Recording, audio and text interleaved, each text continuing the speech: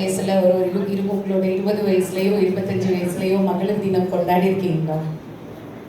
இல்ல அப்படி ஒண்ணு கேட்டதே இல்லைல்ல. நம்ம திடீர்னு ஒரு 6-7 வருஷமா மகளிர் தினம் திடீர்னு நம்ம கொண்டாட ஆரம்பிச்சோம். 2018 16 கோவிடுக்கு முன்னாடி எல்லாம் எனக்கு ஞாபகம் இருக்கு.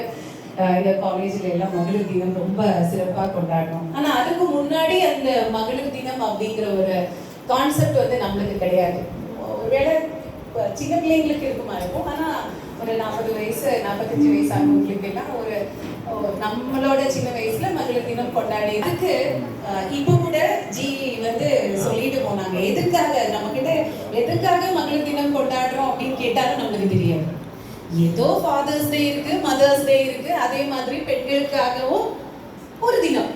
அதுக்கு மேல இதே மாதிரி ஒவ்வொரு வருஷம் யாராவது நினைவுபடுத்தணும் எதுக்கு மகளிர் தினம் கொண்டாடுறோம். அது நம்மளோட தப்பு கிடையாது. அப்படி சொல்றது ஐயோ நம்மளுக்கு ஜெனரல் நாலேஜ் பொது அறிவு கம்மியா இருக்கு அப்படின்னு நினைக்காதீங்க. ஏன்னா இது நம்மள சம்பந்தப்பட்ட ஒரு விஷயம் இல்லை. அந்த வேலை நேரம் கம்மி பண்றதுக்காக அமெரிக்காவில போராடினாங்க. நிறைய போராட்டங்கள் பெண்களோட அமைப்புகள் நடத்தியிருக்காங்க.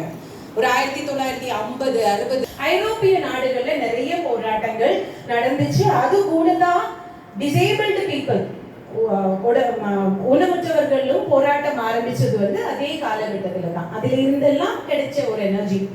மகளிர் தினம் நம்ம எதுக்கு கொண்டாடுறோம் அப்படின்னா, நான் இந்த ஊதிய நேரம் வேலை நேரம் குறைப்பதற்காக யோசிச்சு பாருங்க. 16 மணி நேரம் நின்றுட்டு வேலை செய்யணும். இப்ப கூட நிறைய அன்னைக்கெல்லாம் ஒரு 20 வருஷம் முன்னாடி செம்மி 12ஆம் கிளாஸ் முடிச்சிருந்தா ஒரு புதுவிதமா நம்மளுக்கு வேலை கிடைக்குது. 15,000 ரூபாய் சேலரி